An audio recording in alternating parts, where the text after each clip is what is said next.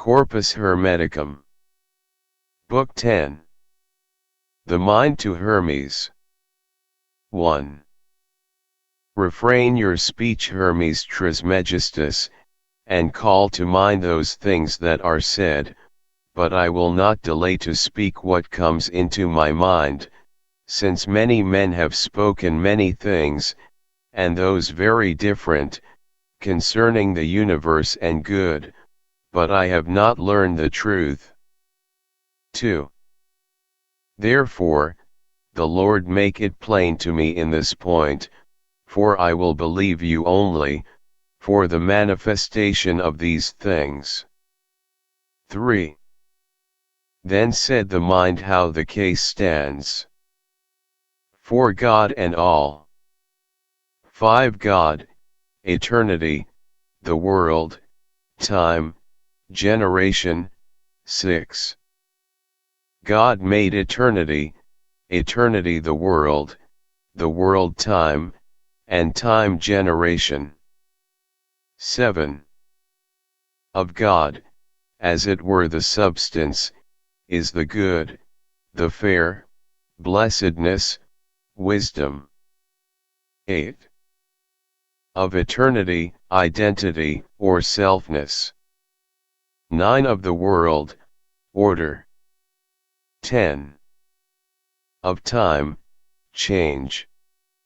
11. Of generation, life, and death.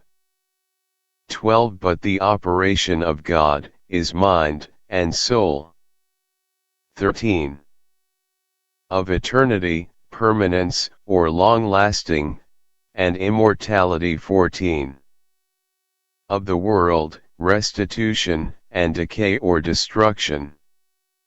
15. Of time, augmentation, and diminution. 16. And of generation, qualities. 17. Therefore eternity is in God. 18. The world in eternity. 19. Time in the world. 20. And generation in time. 21. And eternity stands about God. 22. The world is moved in eternity.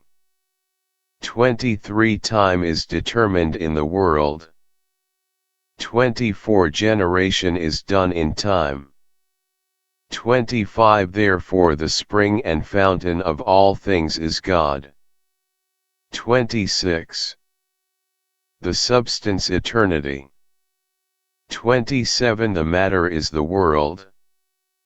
28. The power of God is eternity. 29. And the work of eternity is the world not yet made, and yet ever made by eternity. 30. Therefore shall nothing be at any time destroyed, for eternity is incorruptible. 31. Neither can anything perish, or be destroyed in the world being contained and embraced by eternity. 32. But what is the wisdom of God? Even the good, and the fair and blessedness, and every virtue, and eternity. 33. Eternity therefore put into the matter immortality and everlastingness, for the generation of that depends upon eternity, even as eternity does of God. 34. For generation and time, in heaven, and in earth, are of a double nature. In heaven they are unchangeable and incorruptible, but on earth they are changeable and corruptible. 35. And the soul of eternity is God, and the soul of the world eternity, and of the earth, heaven. 36. God is in the mind in the soul in the matter, all things by eternity. 37. All this universal body, in which are all bodies, is full of soul, the soul full of mind, the mind full of God. 38. For within he fills them, and without he contains them, quickening the universe. 39 Without he quickens this perfect living thing the world, and within all living creatures. 40 And above in heaven he abides in identity or selfness, but below upon earth he changes generation. 41 Eternity comprehends the world, either by necessity, or providence, or nature. 42 And if any man shall think any other thing, it is God that actuates, or operates this all. 43 But the operation or act of God, is power insuperable, to which none may compare anything, either human or divine. 44 Therefore Hermes, think none of these things below, or the things above, in any wise like unto God, for if you do you err from the truth. 45 For nothing can be like the unlike, and only and one, nor may you think that he has given of his power to any other thing. 46 For who after him can make anything, either of life, or immortality, of change or of quality, and himself what other thing should he make?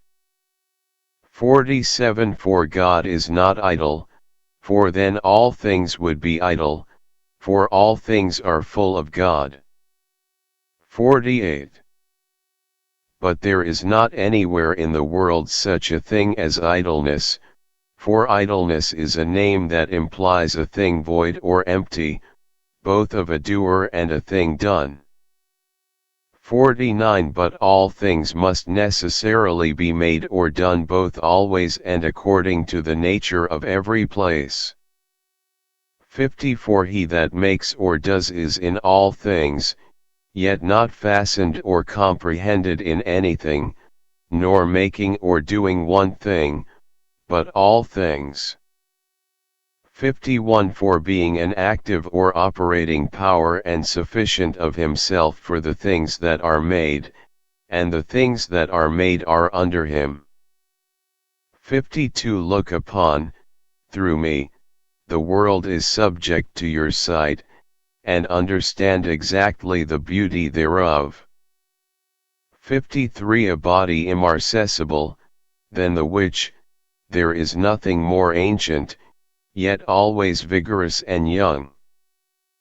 54 See also the 7 worlds set over us, adorned with an everlasting order, and filling eternity, with a different course.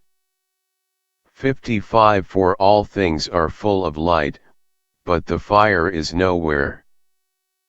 56 For the friendship and commixture of contraries and unlike became light shining from the act or operation of God, the Father of all good, the Prince of all order, and the ruler of the 7 worlds. 57 Look also upon the moon, the forerunner of them all, the instrument of nature, and which changes the matter here below. 58 Behold the earth, the middle of the whole, the firm and stable foundation of the fair world, the feeder and nurse of earthly things. 59 Consider moreover, how great the multitude is of immortal living things, and of mortal ones also, and see the moon going about in the midst of both, to wit, of things immortal and mortal. 60 But all things are full of soul, and all things are properly moved by it, some things about the heaven, and some things about the earth, and neither of those on the right hand to the left, nor those on the left hand to the right, nor those things that are above, downward, nor those things that are below, upwards. 61 And that all these things are made, beloved Hermes, you need not learn of me.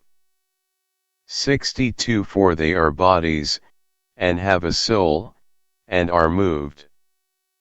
63 And that all these should come together into one, it is impossible without something, to gather them together.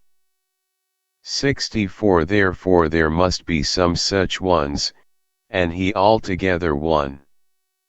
65 Foreseeing that the motions are divers, and many, and the bodies not alike, and yet one ordered swiftness among them all, it is impossible there should be two or more makers.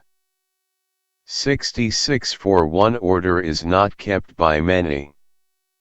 67 But in the weaker, there would be jealousy of the stronger and then also contentions.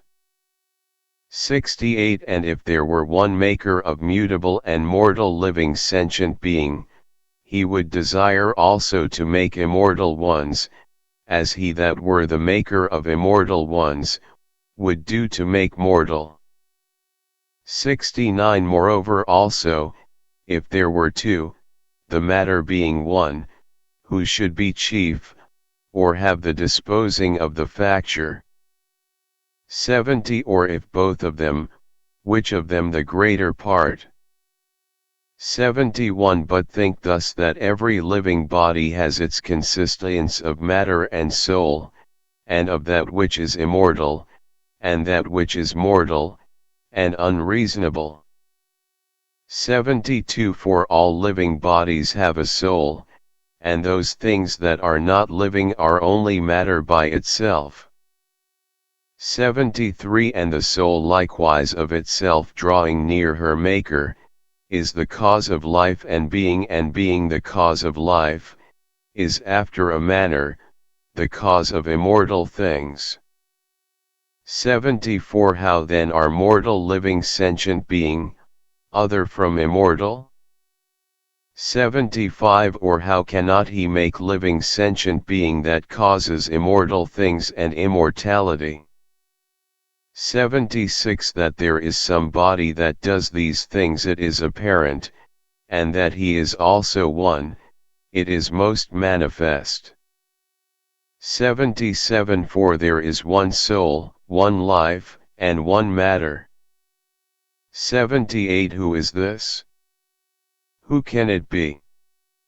Other than the one God.